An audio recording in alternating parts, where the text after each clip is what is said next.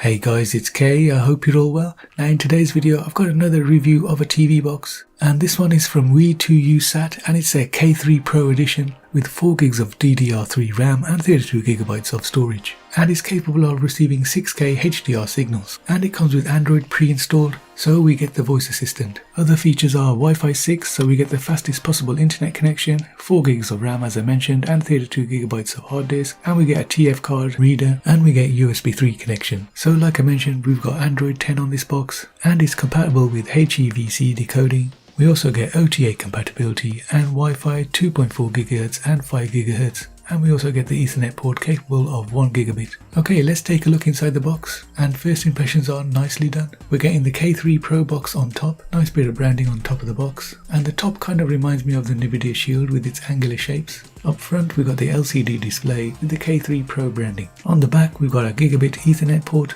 an AV port, an optical port, and the HDMI port, and 5V 2A power input. And on the side we've got our SD card port, USB 1 and USB 2 ports. On the back we've got rubber feet and heat venting slots. So overall very impressed with the compact size of this unit. Okay, let's see what else we get in the box. I'm always amazed at how much they can pack into these little boxes. So first up is the remote control, and this looks pretty interesting. So at first glance I can tell you now this is probably one of the best remote controls I've seen on a TV box. It's big, it's comfortable, you've got all the buttons you need on it, and the buttons have a quality feel to them when you press on them. And you even get shortcuts to YouTube, Netflix, Prime and Disney+. And batteries wise it takes 2 AAA batteries. What else do we get? Well, we get the power brick, and it's got a power rating of 5V at 2 amps. Also in the box we get the HDMI cable. Nice of them to give you that, as not all companies will. And lastly we get the instruction manual. Definitely a must to read this guys. Just a brief look at this and you'll be up and ready to go. So guys, this is everything you get in the box. Next up I'm going to show you the boot up process and what we get on this TV box.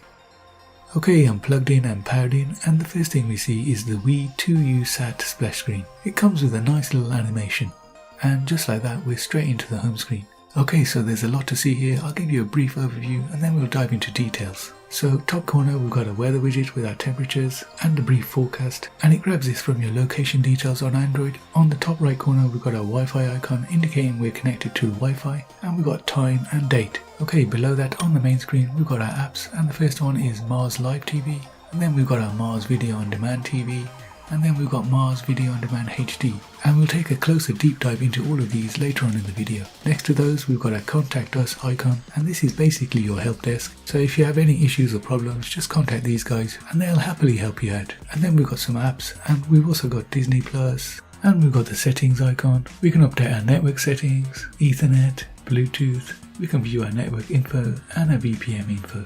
We've also got access to sound and display options, where we can scale the display if we're not getting a full picture. We can also change our output mode all the way up to 4K 60Hz. We've got access to changing our video standard, enable sound effects and enable audio pass-through and audio output details.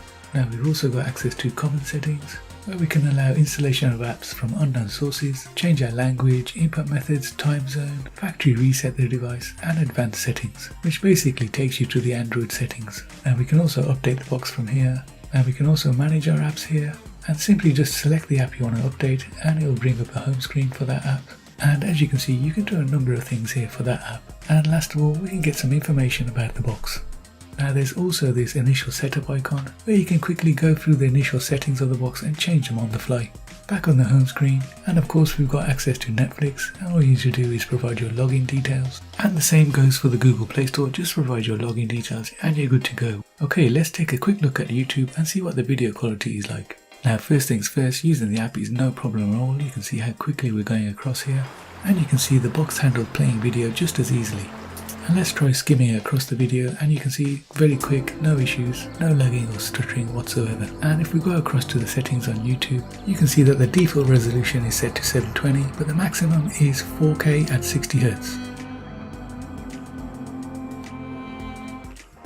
Now we've also got access to a file manager, and it's the usual affair here. We've got access to what's on the device, videos, pictures, musics, files. We've got a system setting icon which will take you to the Android settings. Next we've got an icon for Market, which is the box's own app store, and there's quite a lot of varied stuff here. You can download what you need. And lastly we've got Prime Video, and we've got Miracast receiver, and you just follow the on-screen instructions to use this. So let's look at the live TV you get on this box. So all we need to do is click on the icon and then just wait for it to load up. It will go straight into a channel and all you have to do is press OK on your remote and it will go into the sub menu. Now currently we're in the subcategory Network TV and there's around 300 channels here. And we can scroll down from here and just select the one we want.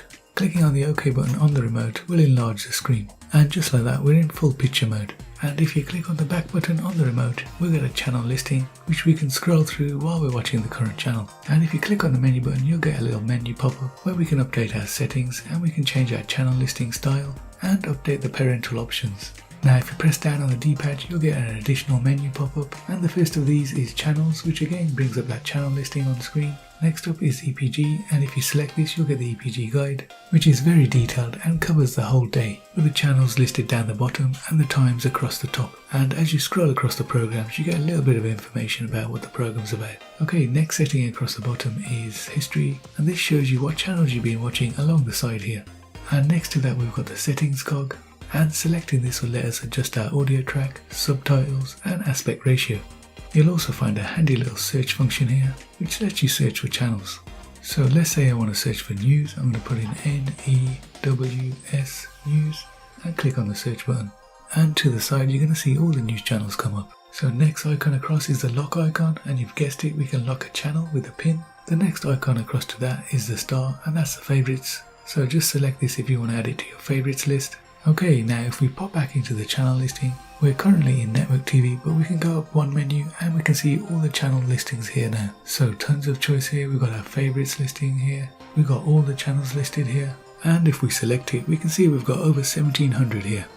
And of course we've got Network TV, which we were just in. We've got regional, locals, sports networks, and if we go into sports we can see we've got over 100 here. Below sports we've got Latino, 24/7, US NFL, US MLB, US NBA, US NHL, US MLS, and basically tons of sports categories. And at the bottom we've got the Canadian category. So guys, as you can see, tons to choose from here. Now another cool feature here is when you're actually on a channel, you can actually view what's on at any day of the week. So now let's take a look at video on demand. So this is your home screen, you've got all your categories along the side, and if you click on the hamburger menu you've got some filters here. You can choose to view the whole video on demand section or just TV series. Anyway, as you can see there's tons of content here and it's all nicely labelled and thumbnailed. And to top it all off, the interface is very responsive. Now up top we've got access to some filters, and we can basically organise the media by the first letter of the media title. So here if I choose B, all the titles beginning with B will appear. Or I can search by the year the media was created, and lastly I can sort by time added, title, rating and HD only. And of course you can do the straightforward search for a title. So categories wise we've got all, favourites, history, action, adventure, animation, comedy, crime, documentary, drama. We've got family, fantasy, history, horror, music, mystery, romance, science fiction, thriller, TV movie, war, and finally Western. So guys, tons of categories, and the more categories you have it's easier to find what you're looking for. And when you do find something you like, just click on it and it'll bring up some information about it, and you can watch it or you can add it to your favorites to watch later. And while you are playing, there's tons of features you can also use. You can use subtitles, aspect ratios, and obviously fast forward and play. In fact, one of the better media players. And if you do start watching the program and you don't like it, you actually get recommendations for similar content that you might like. And lastly, back on the home screen we get a video on demand HD, which is basically like the video on demand, except all content is in HD.